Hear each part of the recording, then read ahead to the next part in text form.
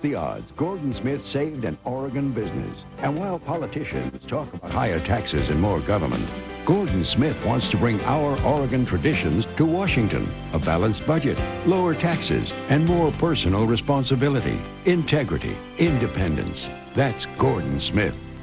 Join Brenda Braxton tomorrow at noon on News Channel 8.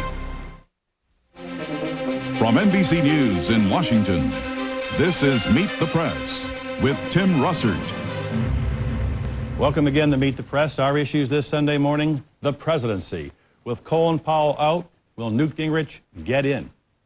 And is the federal government going to shut down? And if the federal government does shut down, what does it mean to the people on Medicare and Social Security and veterans benefits?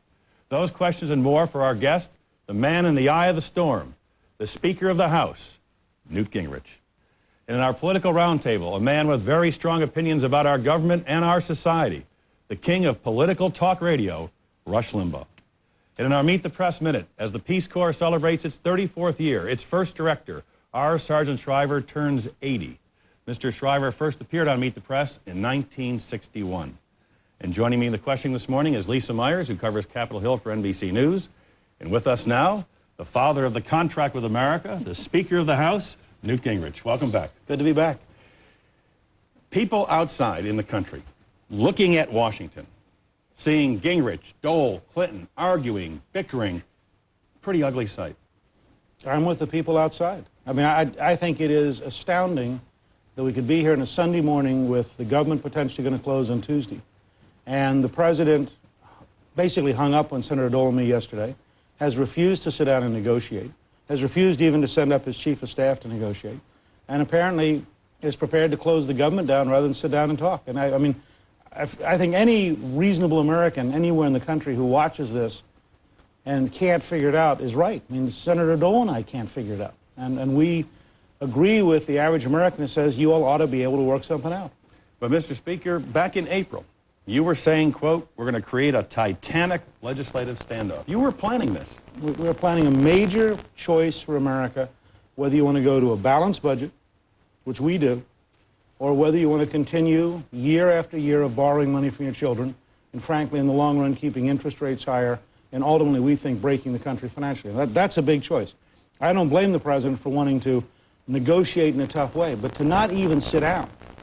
I mean, to basically have walked off and said, close the government down, I won't talk with you. And it was very strange. We had Senator Dole and I yesterday initiated a phone call and basically listened for 7.5 minutes. I got in 3 sentences, Senator Dole got in 2. The president then said, I've got to go, hung up. He said, I'll call you back. About 20 minutes later, his staff told ours he's not going to call us back. I mean, I don't know how you initiate a conversation in that kind of setting. He is the President of the United States. And you know, we can't go down and stand outside the White House and knock on the door and ask him to have us in. Let's separate the issues. One is a temporary measure to keep the government open. The other one is defaulting on the debt. Never before in the history of the United States have we defaulted. And we're not going to default now. I mean, the fact is, if you watch what's actually happening, Secretary Rubin, the Secretary of the Treasury, has the authority to avoid a default. And in fact, he's now privately telling the president not to worry about it. He's telling the president he'll do just fine. So, but you will not lift the debt ceiling to allow the government. You already have. I mean, this is the other thing, Tim, people need to understand. We are sending a bill down, I think it'll go down today, and be down by this evening, that lifts the debt ceiling. But and extends it and gives them until, I believe, December 12th. Now, they may want to artificially create a crisis Monday by vetoing this, but we're giving them the full ability from now to December 12th to manage the debt within a legal debt ceiling, something they thought we couldn't do without Democratic votes. But what you did was you tacked on language. During the 12 years of President Reagan and President Bush, the Democratic Congress always raised the debt ceiling without any of that kind of extra language. That's not true. At least 3 times they attached other things. Graham Rudman was on a debt ceiling.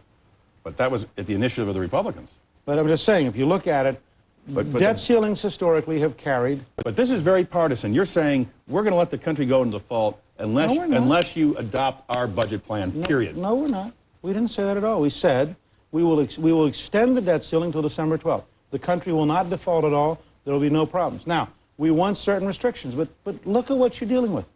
For the last 60 years, this government has run a deficit. For 60 years, this city's won every time. President Bush campaigns, no new taxes. We get new taxes. Ronald Reagan campaigns, we're going to balance the budget. We don't balance the budget. Bill Clinton campaigns and says on Larry King, I'll get the budget balanced within 5 years. This is in 1992. Doesn't happen. 1994, the American people elect a group who say, promises made, promises kept. We gave our word that we get to a balanced budget. And all we're trying to do is get to a balance. We believe you ought to balance the budget and keep the government open. The president seems to be prepared to close the government in order to avoid balancing the budget. But why not allow the country to pay its bills by raising the debt ceiling, clean bill? Temporary fund the government, allow the government to stay open, clean bill, and then begin your negotiations. This is like having somebody who's always in debt come to you and say, give me my credit card without a limit so I can go and keep charging things. Well, we'll talk about whether or not I should ever someday have my credit card balanced. We're saying we have spent all year, 11 months, working on this. We've worked on it despite the steady opposition of the Democrats in Congress. We've worked on it without any leadership from the president. And we've done our job. We have a 7-year balanced budget plan that works, that is successful, that the Congressional Budget Office says is going to be balanced. This is a historic achievement. What happens now? We think it's time to, and by the way, we didn't say to the president, you have to talk now. We said to the president, we'll give you an 18-day continuing resolution so the government will stay open. We'll give you even longer on the debt limit. But under your terms. And during that month, we can talk. But you're putting language, you're saying you have to adopt our plan in total. No, we didn't say that at all. Otherwise, you're going to close down the government. That's just not so. What we said was, here are conditions to keep everything going. You don't have to accept our budget. You don't have to accept our details. We don't have to accept our tax cuts to help families. But let's set some ground rules and let's talk for the next 30 days. And you would not have a real problem until around December 5th or so in terms of the government, and December 12th in terms of debt ceiling. But instead of saying, let's buy some time, let's talk, the president has apparently decided to precipitate a crisis right now. The president is scheduled to go to Japan for an economic conference on Wednesday or Thursday. Should he go? If he signs the continuing resolution, which he'll get tomorrow, he should go. If he vetoes the continuing resolution and he takes on his shoulders closing down the government, because we're sending him a document which will keep the government open, a stopgap spending measure to keep the government open. If he vetoes it tomorrow, I don't see how he can go to Japan because, frankly, the government will be closed. What happens next? I don't know. I mean, whose move is it? Well, I don't know. I mean, and Senator Dole and I have discussed this. As you know, we both have had a fair amount of experience now in this city. And I've served with President Carter, with President Bush, with President Reagan, and now with President Clinton. Senator Dole served with more presidents. Trying to understand how you negotiate with somebody who holds a press conference declaring we should work and then goes off to play golf, who accepts a phone call, then hangs up on us promising to call back, and within minutes has his staff tell us he won't keep his word. I mean, I don't know what we do next, because I think it's very hard to understand. Our goals are very simple. We sincerely believe we're at a point where we should balance the budget, and we believe it can be done by people of goodwill who are trying to get to a balanced budget. And again, it can be done while letting the federal government grow and while having more money for most programs. Why not just pick up the phone after this program and say, Mr. President, Senator Dole and I are going to come over right now and we're going to resolve this? We were told he wouldn't talk to us. I mean, his staff said that he's not going to call us back and that we should not expect to talk with him. And you won't call him? I don't mind calling him. I'm just saying to you, if you're told by the President's staff, the President of the United States, that he's not going to talk to you, well, I'll be glad to try it out later. I'll call Dole after the program and ask him if he wants to do it. Maybe around 1 this afternoon we'll place a call and see if he'll accept it. Lisa? Mr. Speaker, what is it going to take to resolve this short-term crisis? What do you need from the President before you can send him legislation in a form that he says he can sign? We've been very clear all along, and we suggested to them a week ago. Chris Shays, who was a Republican from Connecticut, had circulated a letter, 160 members signed it, saying they're tired of passing debt onto their children. They will not vote for a debt ceiling unless the president commits to a balanced budget in 7 years. That they cannot, in good conscience, continue to borrow money from their children and grandchildren, and they will not vote to continue borrowing money. It's time to balance budget. This letter was about 4 months ago.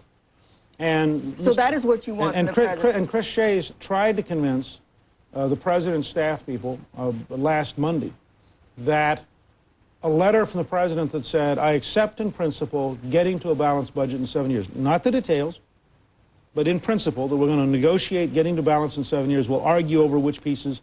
He wants a little more of something, we want a little more of something else, that's fine. But the principle that the time has come to balance the budget. They wouldn't do it. They said flatly, we either give them what they want on their terms, a blank check, or nothing. But they will not negotiate, they will not tie it. Now, this is not new. As you said, we've been saying now for 8 or 9 months, we're committed to balancing the budget. We campaigned last year. We're committed to balancing the budget. They have deliberately refused to engage for 11 months while we did our job. And if you go back and look at the record, their staff would say, George Stephanopoulos would say to the press, well, they'll never pass it. They'll never get it done. Fact is, Bob Dole and I have worked very hard with 234 House Republicans now. It was 230 originally. And with 53 senators. And we've gotten the job done. We've gotten the job done on the Republican side with only a handful of Democrats, because sadly, most of the Democrats won't work to create a balanced budget. But we've done it. So until the president commits to the goal of balancing the budget within 7 years, he will not get legislation to keep the I government don't think running. it could pass the House. I mean, I think the freshman members of the House, and Chris Shays, who's not a freshman, but who's become a real leader on balancing the budget, they feel so deeply that they were sent here by people who are tired of borrowing from their children and grandchildren. They feel so deeply that they have a moral commitment to balance the budget that I don't think that they're going to give this president a blank check to go spend more money. Well, what are you willing to do to give the president in return? If this is going to be a negotiation, are you willing to reduce your $245 billion in tax cuts? Look, we're willing to talk once we get into a room and start talking. But the president, I mean, it is, after all, the president's responsibility to keep the government open, and it is the president's responsibility to manage the debt. I mean, it's not as though, you know, he's an innocent bystander who's visiting from Arkansas. He's the president of the United States. He has had 11 months of being told, here's who we are. I mean, we're very straightforward. We're very candid about what we're doing. And so we start with the notion, we're prepared to get him a continuing resolution that allows him to go to Tokyo and to have this meeting in Asia, and we're prepared to work with him over the next month. But in order to do that, I think he has to decide that he's prepared to balance the budget. Now, let me also say, our continuing resolution saves $3 billion in 18 days. This is part of what the argument's about. We actually saved money for the American people. The president wants to spend the money through Washington bureaucrats. That's a big difference. And we're not prepared to give him a blank check to go out and borrow $3 billion extra from our children to keep interest rates higher. Every college student pays a higher interest rate. Every farmer pays a higher interest rate. We don't think that's appropriate. But, Mr. Speaker, if the president agrees to balancing the budget over 7 years, is everything else negotiable? I think we would say, I tax don't have a cuts, serious Medicaid, negotiation. Medicare? Sure. Everything's- Everything would clearly be on the table at that point, as long as he agreed to 7 years of an honest, balanced budget that was real. There are some within your party who have suggested that once the president gets his veto, once he proves that he can hang tough and reassures his own base, that he suddenly will capitulate and agree to talks. Is that your view? I don't have a clue what he's going to do. I mean, I've been so surprised by the last 2 weeks and their total unwillingness to sit down and talk that I honestly don't know what they're up to. I don't know what their plan is, and I don't know what they're going to try to do. I mean, given everything I've seen in history, I am amazed at this administration's attitude. You know, we're not the Arkansas State Legislature. We're not people who get run over by the governor. How long are you prepared to leave the government shut down? Weeks, if necessary? I would like to have the president sign a bill tomorrow and the government won't shut down at all. So I'm not prepared to shut it down at all. We are doing our job. We're sending a continuing resolution. All he's got to do is sign it and the government stays open. So we don't want it to shut down at all. Final question. Do you think there will be a deal on the budget overall before Christmas? Yes. I mean, everything in American history. I mean, Sam Rayburn, I mean, again, both of you know this because you both covered this town and you understand it. Everything with Tip O'Neill, everything I've seen with Jim Wright, everything with Tom Foley, it's inconceivable to me that this president would deliberately refuse to negotiate and deliberately prefer to just have the whole system break down. Last Sunday, I asked Senator Dole if the government shut down, who'd get blamed, and he said all of us, Gingrich, Dole, and Clinton. I agree with that. I think it is a tragedy that we're in a situation where we can't find a way to talk this through, and I think Senator Dole and I have spent the whole week doing what he suggested, and that is reaching out, offering to meet, offering to talk, offering to negotiate, and on every turn we've been turned down by the White House. I mean, it's truly, compared to normal patterns in Washington, it is sort of extraordinary, I think. At a time like this, don't you just want to say, forget it? Let's go November '96, Gingrich versus Clinton, mano a mano. Let's have a referendum on the future of the country. No. In the first place, there's no question in my mind if it's about personalities, he'd win. I mean, I think he has a great personality. He's remarkably good at pleasing people. You know, I think there's a much deeper issue. In 1994, the voters chose a new team for the first time in 40 years. And they said to that team, keep your word, balance the budget, give us a tax cut for our children, shrink the Washington bureaucracy. Now, I mean, these are things. I was just with John Shattuck, who's a brilliant freshman from Arizona last night. The passion that our members feel that they owe their children and their grandchildren a better future with less debt. But those same voters, Mr. Speaker, are now telling us, NBC News, Wall Street Journal, CNN, every poll I've seen, by 2 to 1, Mr. President, veto the Republican measures. Sure they are. It's too harsh. It's too extreme. And you know why? Because the information they've been given is totally false. Let me just, one little chart here. Medicare. This is an example of why the poll numbers are so bad. The real dollar value this year is $4,800. The real dollar value at the end of our plan is $6,700. That's a $1,900 per senior citizen increase. That's higher than the inflation rate. It's higher than the medical inflation rate. 1900. When people learn this, by overwhelming numbers, they favor our plan. But what they've seen is $20 million of false advertising that in any commercial business would have been grounds for fraud, and the people would have gone to jail. And those ads have scared people because they're false. What those ads say is, oh, the Republicans go from 4,800 down here. 40% of the country thinks we cut actual dollars. When they learn this, we're fine. That's why, frankly, we haven't paid much attention to the polls. When people get the facts and realize we're balancing the budget while increasing Medicare, we increase student loans, we do nothing to the student loan interest rates, we do nothing that makes it harder to get a Pell Grant, we increase Pell Grants, for example. When people learn the facts, they are overwhelmingly for our budget, and we're convinced that over the next 6 or 8 months they'll learn the facts. Let me ask you a couple of political questions. Colin Powell decided not to run for the presidency. New Hampshire Governor Steve Merrill, very popular, energetic, important governor, endorsed Bob Dole. Does this pretty much lock it up for Bob Dole? Well, I don't think you ever lock things up in a free society. It's amazing, but I would have to say that he is overwhelmingly now the front runner.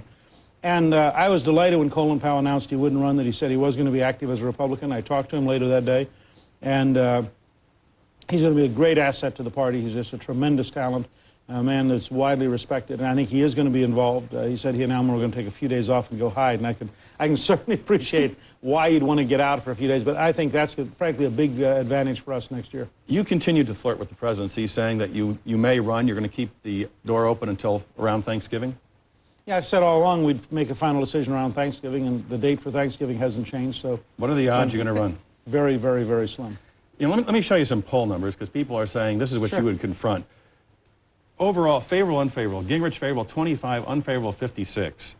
Then we compared it amongst Republicans. Should you seek the Republican nomination? These are Republicans. 2 to 1, no. Don't do it. Dole Gingrich 54-11. And then puts me slightly ahead, I think, of the other candidates. Then we matched you against Clinton 62 to 28. And tomorrow, the Times-Mirror is going to have a poll, Mr. Speaker, which says 70%. 70% of all Americans say they would never vote for you for president under any circumstances. Why? Well, go read the article in this morning's Washington Post, in which the Democrats decided deliberately, after the election last fall, that they would beat on me, attack me, smear me, and do whatever they could, that if they could isolate me, that would then make me the excuse for trying to win in '96. In fact, the article quotes Democrats as saying they were appalled at this decision to do nothing positive. And the truth is, you've had a year of my getting beaten up day after day, of people lying day after day, of smears day after day. I think it's pretty natural. Governor John Engler got down to 19% approval. He was reelected with 62%, the largest reelection for a Republican in 70 years. But as we speak today, you would say the odds are, 1, you will not run for president. Very, very unlikely I'd run. And 2, that Bob Dole will be the Republican nominee? Well, I'm not going to predict anything, but I would say that he clearly is the overwhelming front runner. But, I mean, Lamar Alexander is very formidable. Buchanan has done better than I would have expected so far in New Hampshire. Forbes has frankly moved up partly by just the sheer spending of money. Graham has not had a very good year, but I think is very, very well organized and has resources. It's not over. I mean, nobody, when you haven't had New Hampshire and you haven't had Iowa, you know, you can't start saying something's over. But he clearly, I mean, you know, he clearly is the front runner in this very substantial way. Are you holding out your potential candidacy as a wedge to keep Bob Dole in line so when it gets to negotiating? No. My wife and I said back in August that we would decide at Thanksgiving. We get together with our daughters every year at Thanksgiving, and we're going to sit down with them and their husbands and decide it. We have no reason to accelerate it. Plus, you know, it keeps you guys interested. And, you know, I mean, it's not our problem. I don't raise it. I never raise it. I never talk about it. President Clinton is now showing a slight rebound in the polls, beating all the Republican candidates. How strong of a candidate will he be for re-election? I noticed the other day that he had bounced back up so much he's only 38 points below George Bush about this time. I mean, it's a long way to next November. That's what most amazes me about the White House strategy. The election's not this year. They don't need to do political things this year. What they did yesterday in setting us up on a phone call and then having McCurry rush directly, the press secretary, rush directly into the press room. By the time we'd hung up, he was on the way to the press. This is sort of Bush League amateur stuff. This has nothing to do with governing America, and it's a year away from the election. It's not the time for political gimmicks. We have to take a quick break. We'll be right back with more from Speaker Newt Gingrich right after this. Meet the Press is sponsored by the Archer Daniels Midland Company. ADM, supermarket to the world. No matter how you try to spoon it out, or squeeze it out, or pour it out, you can never get the fat out of sausage. But now there's breakfast links from Green Giant. They're all vegetable with no cholesterol and 81% less fat than pork sausage. And the taste? They're everything you'd expect from the Giant. Breakfast links and breakfast patties from Green Giant. Ho, ho, ho. When you want the flavor, not all the fat.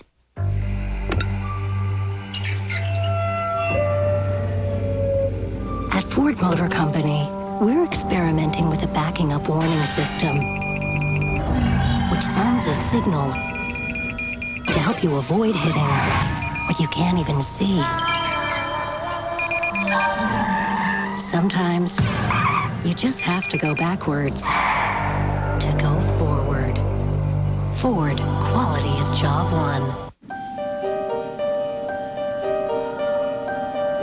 This is a document in the digital office where you capture ideas and share them effortlessly.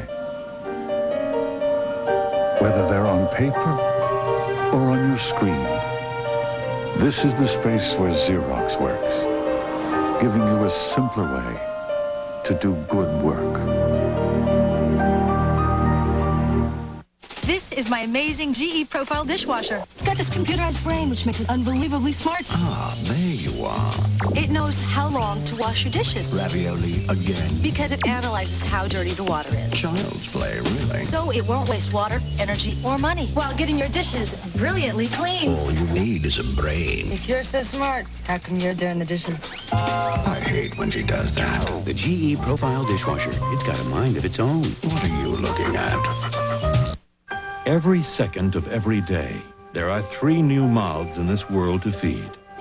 Hundreds of millions more by the year 2000. And the majority of them will be born in countries where malnutrition is already reaching alarming proportions. Right now, the world has the food and the resources to conquer hunger. But it won't happen as long as we continue to look the other way. ADM, supermarket to the world. We're back on Meet the Press. Coming up soon will be Rush Limbaugh, the king of political talk radio. But now we're still with Speaker Gingrich. Welfare. The White House had a new study, Office of Management and Budget, which says that under your welfare plan, by the year 2005, 4.3 million American children will be thrown off welfare. I looked and it said 150,000 in Georgia alone. Well, I mean, the White House is now in the business of ordering studies internally to show whatever their press release wants to say. You talk to the governors, talk to Governor Zell Miller, talk to Governor Bill Weld, talk to Governor John Engler, or talk to Governor Christie Whitman. The governors believe, give them a chance, and in fact, they will get people to work. Now, this is one of the great fights that's going on in the city. This is not a small thing. We believe the work ethic is vital. We believe you cannot participate in American life without the work ethic. But these are children, Mr. No, Gibbons. wait a second. They're not going to Wait work. a second. If in fact your parents go get a job, you're off welfare. Now, if you're off welfare because your parents have a job, is this a good thing or a bad thing? And what the liberals are saying down at the White House is there won't be as many people on welfare. They're right. Now, the question is, will they be off welfare because they have a job? Turns out last year, welfare participation rates went down. They went down for two reasons, basically. One is when Mayor Giuliani and Governor Pataki went after cheating, they found that 50% under one welfare program, 50% were cheating. When Governor Weld, hardly a hardline right-winger, but a fiscal conservative, when Governor Weld required that you have a doctor's certificate to get medical relief, 60% of the people in the rolls didn't reapply because they knew they couldn't get a doctor's certificate, yet they had filed to get the money because, after all, it's cash. So start with, you want to get rid of fraud, and there's a massive amount of welfare fraud. Second, in states like Wisconsin and Michigan and California and New Jersey, there are now work programs where people actually do work. It turns out when you require people on welfare to do work, about a third of them just go get a job. Because if they're going to have to work, they'd rather work for real than just have to work for the government and be on welfare. These aren't just liberals criticizing your program. Colin Powell, the man that you said some very kind things about only moments ago, said at his withdrawal press conference he was concerned about the harshness of your plan and that not enough consideration was given to the children and the lack of a safety net. How do you respond to General Powell? I respond to that he had been on a book tour and he'd been thinking about running for president, and that, frankly, I think if Colin sits down and gets a thorough briefing and meets with the governors, he will find that we keep a safety net, we keep the food stamp program, we keep the school lunch program, we keep a whole range of safety net programs, but we establish the principle that that able-bodied adults should work. Now, I don't think it's harsh to say to people, if you're an able-bodied adult, find a job or get trained to get a job, but we're not going to pay you money for 30 days a month to sit there and watch soap operas and do nothing. And when the parents get the job, what happens to the kids? Kids go, first of all, the kids go into a variety of child care, and in the program, the welfare plan, we have child care. But second, Tim, what about the mother out here today who earns $15,000 or $16,000 a year, who gets up this morning to go to the airport to run the little coffee stand, or who goes down here and works in an office? She finds child care, she's working hard, and she's paying taxes, so her cousin can sit at home in public housing and do nothing. It is destroying the poor of this country to give people money with no requirements and allow them to watch soap operas for 7 days a week with no effort, no education, no involvement, and it's much better for the poor to reestablish a work requirement. Lisa. Mr. Speaker, there was a war within the Republican caucus this week over how far to go in banning gifts such as free vacations from lobbyists to members of Congress. Why are some of your senior members so resistant to giving up these free vacations? Well, I think there are two reasons. I think, first of all, there's just a resentment. There's a sense that I don't know how much TV commentators make and how much famous personalities make who are on TV every day. I don't know what they get paid when they go off in various places. But there's a sense that members of Congress think, well, I don't know if the president paid his green fees when he went out and played golf. I don't know what the president's deal was when he went up to Massachusetts to stay with a millionaire friend at his mansion while using local yachts and speedboats. But there's a sense that congressmen somehow are single. But my position is very clear. If we're going to go to a very restrictive gift ban, I'd rather ban all gifts totally. Because what the Senate has set up, I believe, is a procedure which is going to guarantee members may get in trouble because it's too filled with gimmicks. You're allowed to take $10, but if you take $10, you have to accumulate it. So if you go out and have dinner, then you add it up, and at the end of the year, if you've done it, you can't take more than $100. I'll guarantee you, somewhere, someday, some member is going to forget what they did in January and forget what they did in June.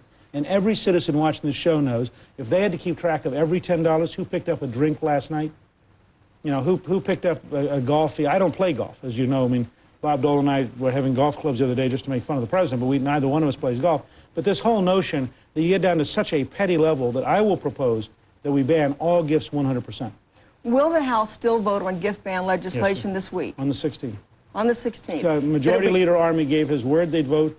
He has said flatly he's going to keep his word, and we'll vote on the 16th. And you favor a total ban? If we're going to go that route, I favor disclosure and just listing it and letting everybody know what you do. But if we're going to go the route of lowering the amount, then I'd rather go to zero so everybody knows exactly what the rules are and nobody gets anything. And that means I would have an automatic thing that says, don't bring T-shirts, don't bring caps, Don't bring all these various things that groups bring by just because they like to share it.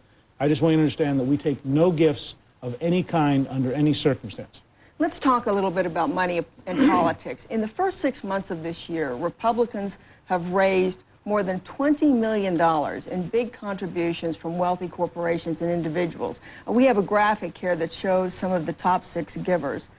Philip Morris, more than $700,000. RJR Nabisco, $280,000. Brown and Williamson Corporation, $260,000. Atlantic Richfield, $216,000. Archer Daniels Midland, $205,000. News Corporation, which is owned by Rupert Murdoch, your book publisher, more than $200,000. Do you think the American people believe that contributions this size come without any strings attached? No, they don't. And I think one of the things we have to review is the whole process of politics. And that's why I proposed last week ago that we set up a commission, exactly as I discussed with the president back in New Hampshire, that we set it up with 8 people on each side, that the commission look at the totality of politics. $67 million spent by Ross Perot in 1992. Personally, I mean, should Frank Lautenberg be able to write a check to buy a Senate seat? You know, should Senator Cole of Wisconsin be able to write a check? Should Jay Rockefeller be able to write a check? I mean, do you think it buys anything when somebody personally buys a Senate seat? And so I think, you know, we ought to look at the totality of politics and the influence in politics. This is also a year where the president raised more money earlier than any president in history. And so I think we ought to look at it. But then you have to look at what's the price of TV commercials? What's the price of newspaper ads? What does it take to offset the editorial impact of people who disagree with you? How do you have a truly free society? And I would say that we ought to have a commission of 8 on each side. Anything that we get 3/4 agreement on should come automatically to the House and Senate floor and should be voted on without amendment. Anything which gets a majority should be required to be reviewed by the House and Senate.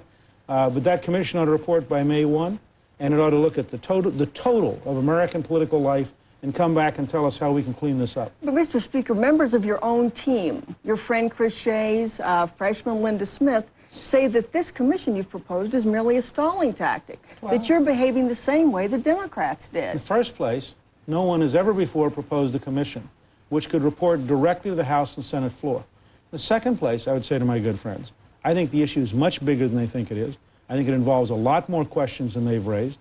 I don't think they do anything, for example, about millionaires and billionaires who buy power. I don't think they look at all at the issue of foreigners. You know, when Hong Kong becomes Chinese property, I think we're going to see a flow of money into this country from Hong Kong that is astonishing. What's the political effect? Rupert Murdoch's a good example. What does it mean if Disney buys ABC and if Time Warner works out with CNN and Ted Turner? What does it mean that NBC is owned by General Electric? You talk about power and influence.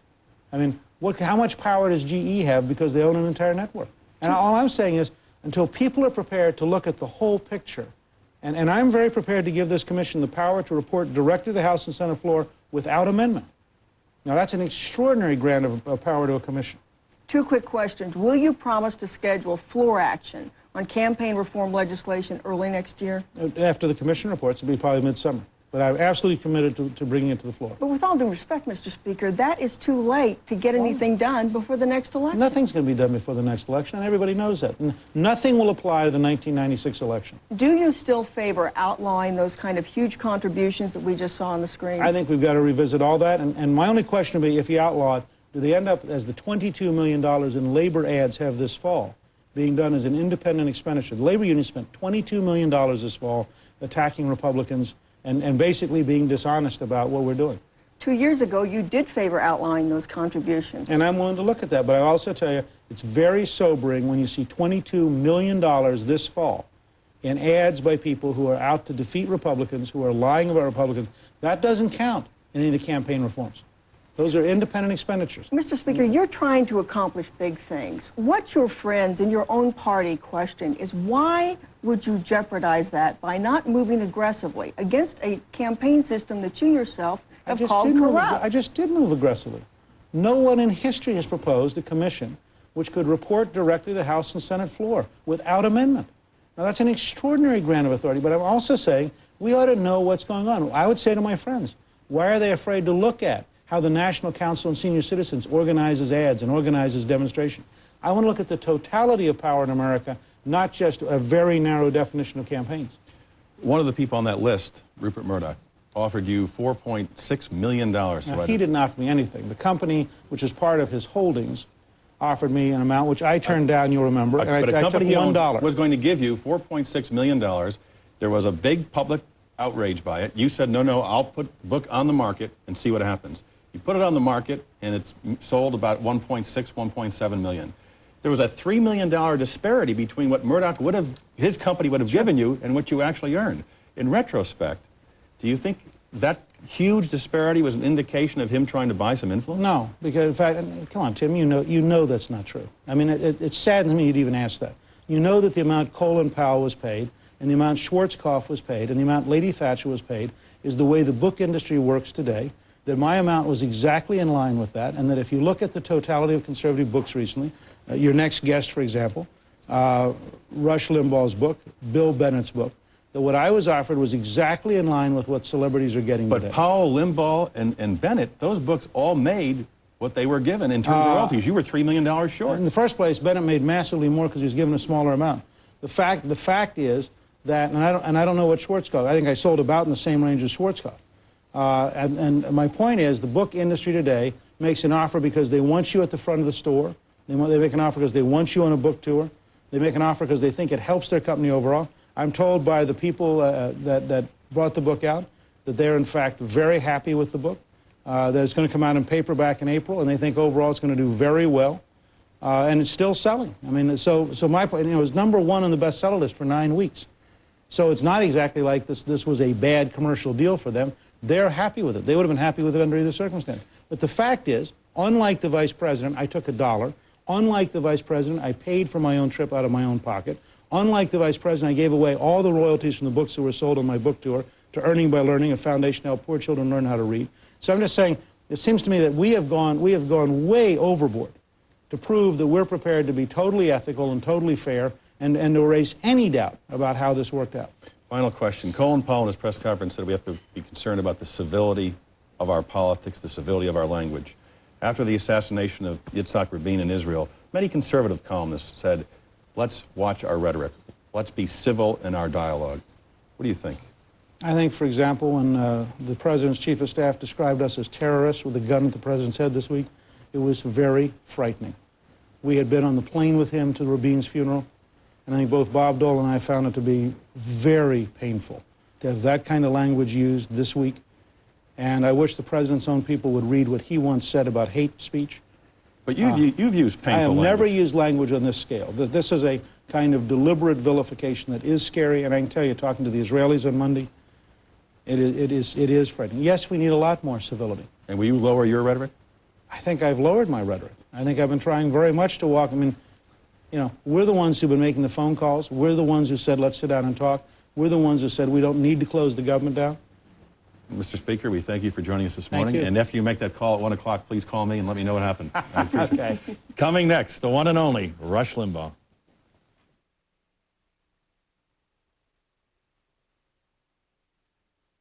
It's called the ripple effect. The way one isolated action can set so many others in motion. You see it in nature, and you can see it in this country's economy too.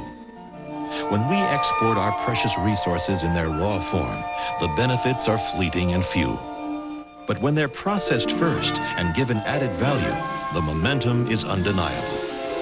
Productivity increases, our balance of trade grows ever stronger, and wave after wave of new jobs is created. Not just in processing, but in everything from transportation to financial services, packaging to construction. In fact, studies predict that if just 10% more of our agricultural exports were traded as value-added products, 100,000 new jobs would be created, personal income would swell by more than $2 billion, and gross output would grow by an additional $5 billion. All within these shores.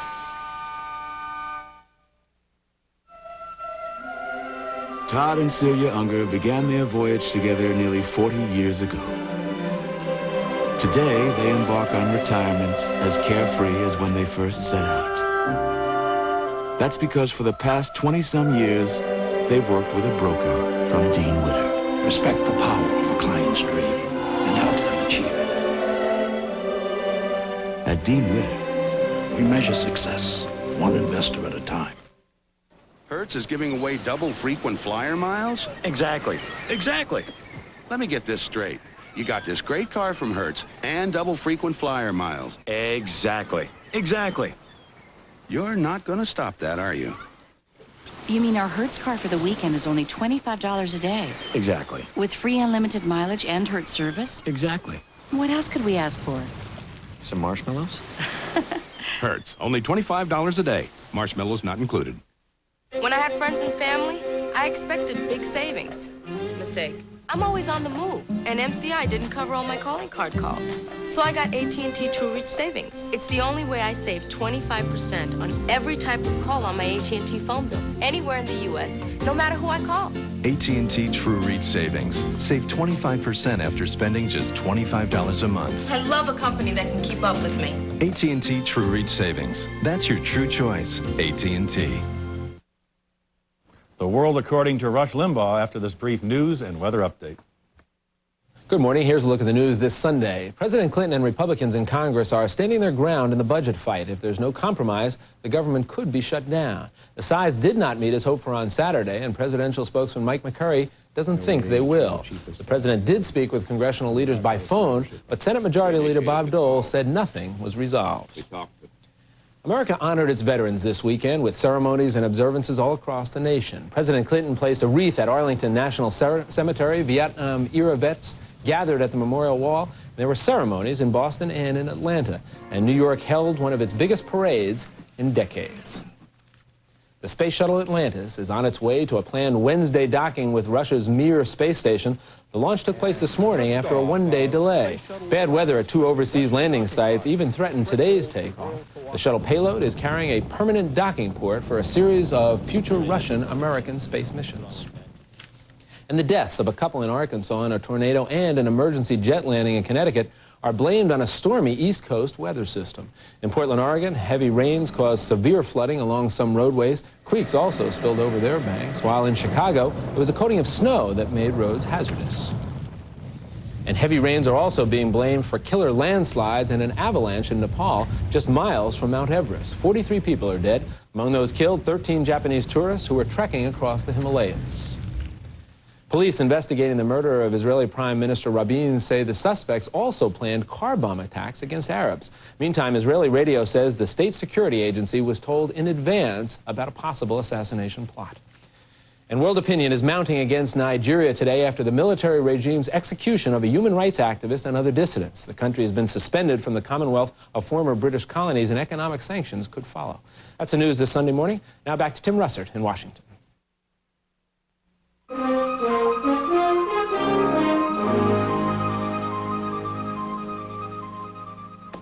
Here comes Rush Limbaugh after the station break.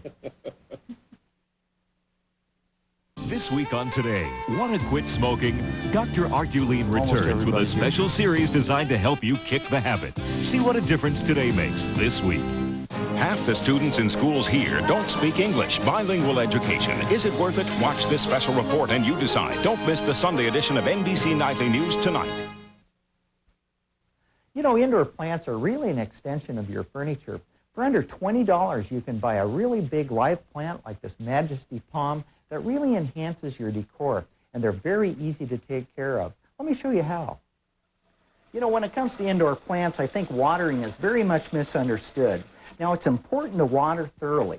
So what I do is fill it to the rim and let it drain, fill it to the rim and let it drain, fill it up again, and let it drain a total of 3 times. Then let it go dry between waterings. And I like to keep it in the grower pot because it's a lot easier to water.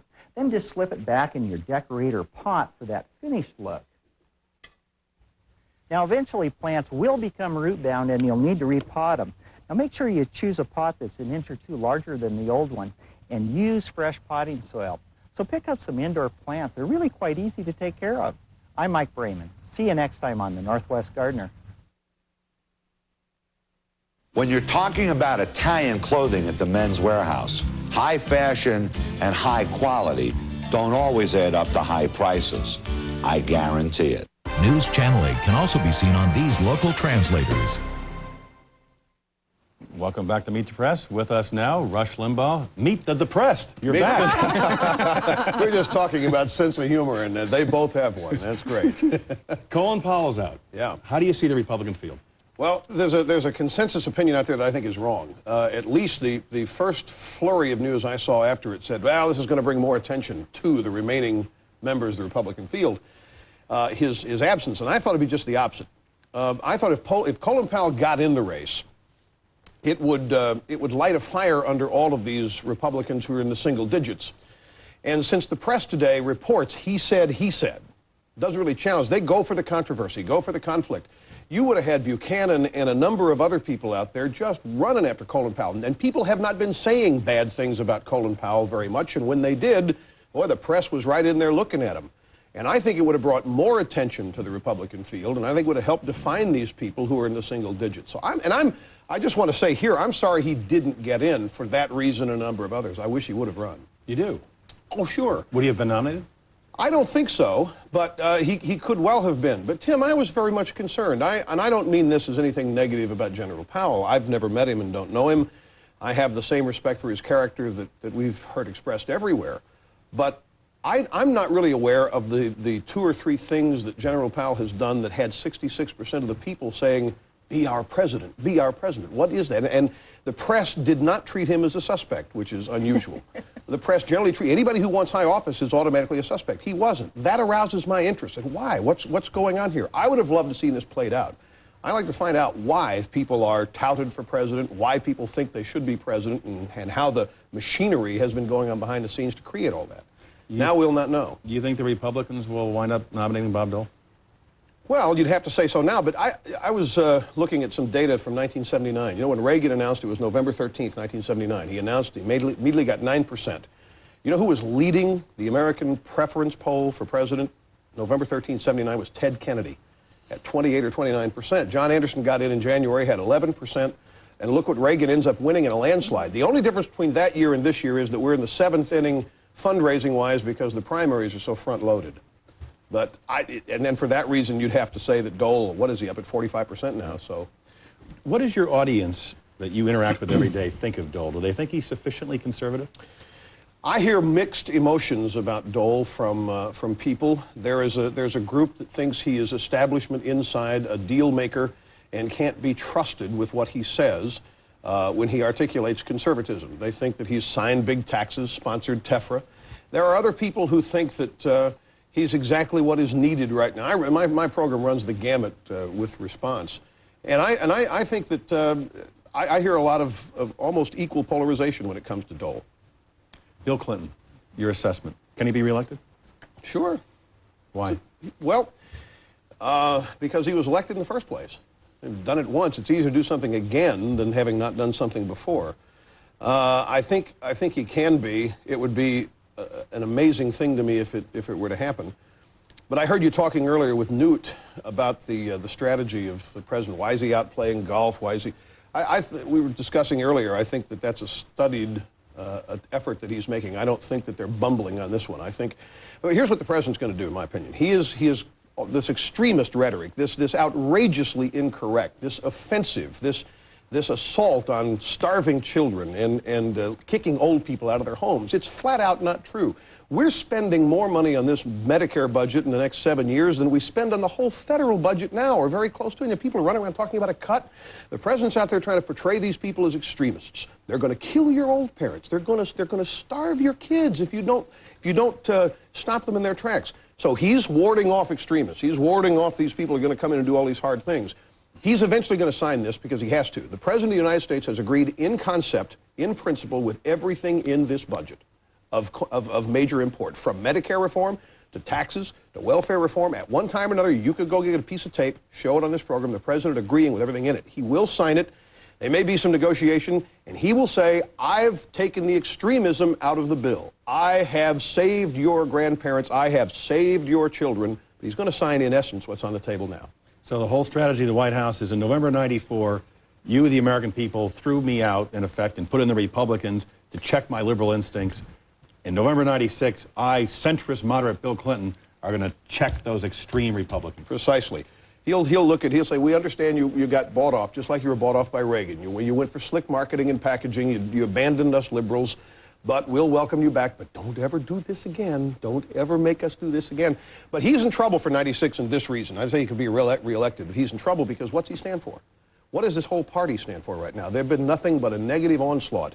They have, people, I think, when they go in to vote, want to vote for. They want to vote affirmatively for something. They don't want to have to go in and vote against somebody to keep him out of office. The Democrats so far have articulated nothing for which they stand other than, hey, we want to continue what we were doing the last 30 years. Lisa? I think what voters are going to do this time is what they did in 1980, which is they had decided at that point that they were not wild about the incumbent, Jimmy Carter, and they are going to look at the Republican and decide whether he is worth the risk. Now, then it was Ronald Reagan. He was reassuring, and I think whoever the Republican nominee is, and I would agree the odds are it will be Bob Dole, is going to have to reassure the American people that he is compassionate, that he is willing to pursue the Republican agenda, but with a kinder, gentler face. I don't understand that. You don't? I really don't. What could be kinder than this? The only reason the Republicans are unkind is because of the way they're portrayed. I know Republicans. I'm one of the kindest, gentlest people you'll ever know. So's Newt. Look, you know it because you know me. This business, we've got stereotypes at work here. Republicans need to put on a kinder, gentler face. Let me ask you something. For 15 years, the Democrats ran against the deficit monster. For 15 years, Reagan's deficit spending is going to kill the economy. It's going to ruin opportunity. What are we going to do? What are we going to do? Everybody's talking about we've got to pay that bill. We had too big a party in the 80s. Now, they made us all think that when it came time to tighten the belt, it was going to hurt. So these guys have come up with a 7-year plan to balance the budget, which increases spending on virtually every major social item. And people are talking about how there's too much pain. Tonight, you're going to be addressing GOPAC, the Political Action Committee to help Republican candidates. A lot of polls over the last week saying the American people are turning against the Republican revolution. What will you tell your folks tonight? Ignore the polls and to continue to do what's right. They're here for a reason. They're here because they said they were going to do A, B, C, and D. And the people who wanted them to do A, B, C, and D are still out there watching. And they're going to make that decision. I would suggest to them they go back to re-election trying to imagine what the people who sent them there think of what they did rather than their enemies. Enemies are always going to be there. You heard the speaker talking about Engler and where he came from. I think that the polls here are skewed because of the way questions are asked, incorrect information in the question, plus this massive media buy to distort what's in this budget. It can be overcome with the truth, and it will. Rush Limbaugh, we thank you for joining us, and we hope you'll come back. Thank you. And we'll be right back with our Meet the Press Minute. Meet the Press is sponsored by GE. From plastics to financial services, we bring good things to life. Every 7 seconds of every day, someone is going somewhere with GE because over 200 of the world's airlines rely on the power of GE jet engines. Tokyo and Kokomo and Marrakesh and Budapest and Sydney, Monte Carlo, San Diego, Santiago, Barcelona, Arizona, Bora Bora, Glacamora, and Siena, and Vienna, and New York and County Cork. GE in the air, we'll be there. GE. And since every year more and more people are going to more and more places, GE has developed the jet engine of the future, the GE90. More powerful, more fuel efficient, cleaner, and quieter than any jet engine ever made. St. Petersburg in Uruguay and Malibu and Paraguay and Rome and Santa Fe and Cincinnati and LA, and there is Canada and Malaga and Rimini and Brindisi, New Delhi, Kansas City, and a town without a penny. GE in the air. GE coming every 7 seconds to an airport near you. The most affordable Lexus now comes with a moonroof, 6-disc CD auto changer, leather-trimmed seats, and chrome wheels worthy of a Lexus. And with a savings of up to $2,000, you'll laugh all the way to the bank. The ES 300 Luxury Value Package, available while they last at your Lexus dealer. Gentlemen, I smell business opportunity somewhere. Where? By the time these guys notice how much opportunity the sports and entertainment industry holds. This way? I don't know. The most exciting opportunity of all. That way? Maybe. Will be gone. This way? That way. Because Madison Square Garden is already part of ITT. For 75 years, ITT, the one to follow. In 1961, President Kennedy founded the Peace Corps and named as its first director his brother-in-law, R. Sargent Shriver. By 1963, he was forced to defend the cost of that program. What do you think would happen if your organization were completely abolished and we saved $100 million in our budget, which the country seems to need at the present time? I've thought about that quite a bit and talked to Congress about it, Mr. Spivak. I think that it would cause serious repercussions abroad if we did it, and I think it would deny to many thousands of Americans the opportunity to serve their country in this way. Let me give you an idea. This year, 40,000 Americans volunteered to serve in the Peace Corps. They get 11 cents an hour. That's what it works out to. They're willing to serve their country for 11 cents an hour in this way. Seems to me that to deny them this privilege to serve our country and to learn more about the world would be a serious denial of great opportunity for the Americans and for the receiving country. 140,000 Americans in more than 143 countries have served in the Peace Corps. And this week, Sergeant Shriver celebrated his 80th birthday. And we'll be right back. Relax, kick back, rest easy. Not the first thoughts that come to mind when investing on your own. Working with a Dean Witter broker, you'll feel differently. Every client's ambition should be our ambition. Their dreams, our dreams. Because after all, it's reassuring to know someone is there looking out for your interests. Dean Witter. We measure success, one investor at a time. This GE compact fluorescent bulb gives you soft, warm light. Take the ball, Jamie. It's an energy-efficient bulb that lasts year after year. Hit the ball, Jamie. Up to 9,000 hours longer than an ordinary bulb. Outside with the ball, Jamie. So it won't need to be changed for about 7 years. Hey, Jamie, how many grown-ups does it take to change a light bulb? Change a light bulb? Why would anybody need to change a light bulb? The revolutionary GE compact fluorescent bulb.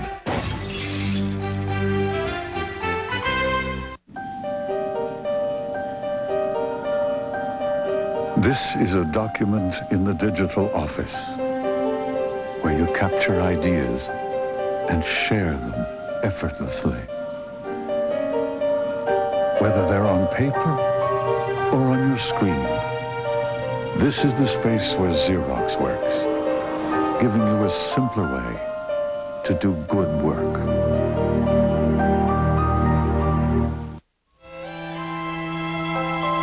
Tonight, the residents of Covington Point will consume 542,000 watt-hours of energy,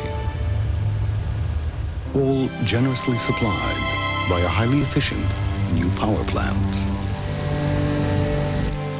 The incredibly smooth 260 horsepower 1996 LS400. Unthinkable, except by Lexus. Join Ann Curry later today for the NBC Nightly News. Start your day tomorrow with the Today program. Then tomorrow night, watch the NBC Nightly News with Tom Brokaw. A special report on the very latest in computers. Well, we developed Aussie Real Volume Shampoo and Leave-In Volumizer. They texturize and actually change the diameter of your hair, taking you from this to this. With Aussie Real Volume, fuller-looking hair is a snap. Real Volume Shampoo and Leave-In Volumizer, only from Aussie.